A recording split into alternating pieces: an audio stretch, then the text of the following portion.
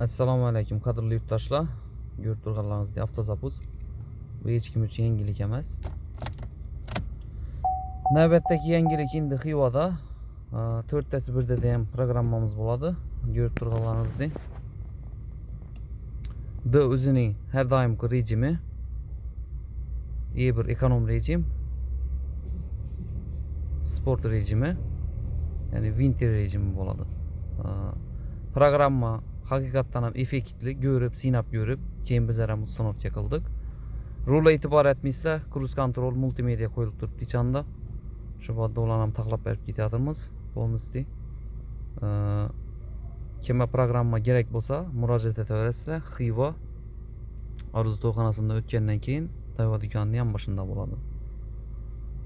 Iloji boricha, qo'ldan kelgancha ishlaringizni sifatli, chiroyli etib berishga harakat etamiz.